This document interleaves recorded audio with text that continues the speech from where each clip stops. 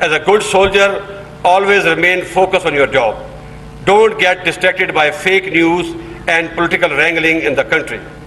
Respect the democratic institutions and be always ready to defend the territorial integrity and Constitution of the Islamic Republic of Pakistan with your life. And finally, always remain alert and prepared to respond to and defeat all intrigues and conspiracies hatched against our country with iron fist. The message is clear. The armed forces, with the support of our citizens, will never allow any country, group or force to politically or economically destabilize Pakistan.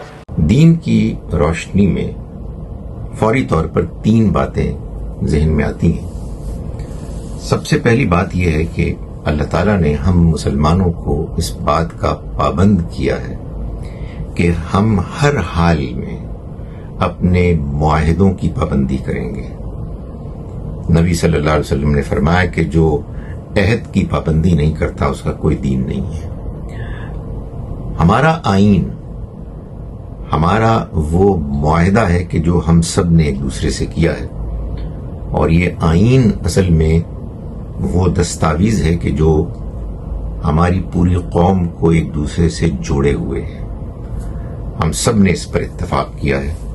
चुनाचे पहली चीज ये है कि हम सब उसके वफादार हों जो आईन से इन्हिराफ करता है, खा वो कोई फौजी है या वो कोई जज है या कोई ब्यूरोक्रेट है या कोई पॉलिटिशियन है। वो इस कौम का गद्दार है और मुझे कोई शुबा नहीं है कि वो गुनाह कबीरा का मुर्तकिब है। दूसरी चीज यह है कि हम इंसाफ करें हर हाल में। कुरान ने हमको पाबंद किया है कि चाहे हम किसी को पसंद ही क्यों ना करें, लेकिन इंसाफ का तकाजा अगर उसकी किसी बात की मुखालिफत का तकाजा करता है तो हम ऐसा ही करें। हमें कोई नापसंद ही क्यों ना हो, अगर इंसाफ का तकाजा यह है कि उसकी बात का साथ दिया जाए, उसकी तायीद की जाए, तो ये करना हम पर लाजिम है। और तीसरी बात यह है कि हम इख्तलाफ में भी ना किसी का मजाक उड़ाएं, ना किसी के बुरे नाम रखें, ना किसी पर बगैर सबूत के इल्जाम लगाएं और नफरत और दुश्मनी को फैलाएं। ये 3 काम हम करेंगे सारे पाकिस्तानी, तो मुझे उम्मीद है कि इंशाअल्लाह हालात बिगड़ने से बच जाएंगे और बेहतरी की तरफ गामजन होंगे। अपनी तारीफ करने के लिए नहीं कह रहा हूं, मुझे क्षमा करना, लेकिन प्रसून जी ने सवाल पूछा है, मैं जवाब न दूं तो ठीक नहीं लगेगा। जब मैं गुजरात में था मुख्यमंत्री के नाते, तो सार्वजनिक समारोह में जाता था तो लोग बैंड सौगात देते हैं, बढ़िया सा शॉल देते हैं, कभी कोई चांदी की तलवार दे देता है, कोई अच्छा अच्छा ताजमहल दे देता है, कुछ न कुछ देते रहते हैं, बहुत बढ़िया बढ़िया पेंटिंग देते हैं। तो मैं भी इंसान हूं, मेरा भी मन करता है यार ये बहुत बढ़िया पेंटिंग इस घर में दीवार पे लगाऊंगा, मेहमान आएंगे तो अच्छा लगेगा।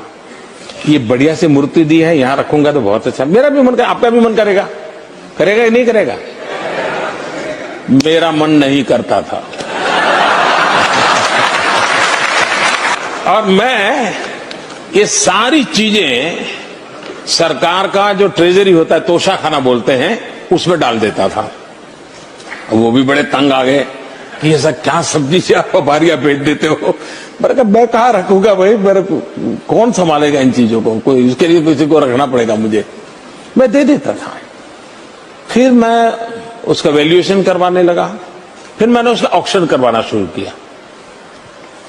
हम लोग जानते हैं हिंदुस्तान में राजनेताओं के साथ ऐसी बातें सब सच होती है, सभी मैं नहीं कहता हूं, सब झूठ होती है, ये भी मैं नहीं कह सकता। लेकिन ये तो होता है कि यार वो फलाना था, इतना ले गया।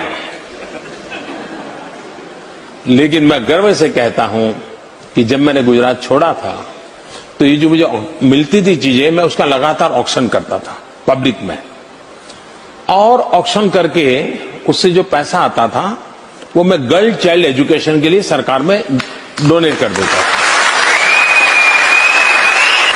और करीब करीब 100 करोड़ से ज्यादा रुपये ऑक्शन से, और फिर लोग मुझे चेक भी देने लगे। किसी फंक्शन में जाता था तो चीज देने के बजाय गर्ल चाइल्ड एजुकेशन चेक देने लगे। ये अमाउंट करीब करीब 100 करोड़ से ज्यादा थी जो मैं बच्चियों की शिक्षा के लिए देके था।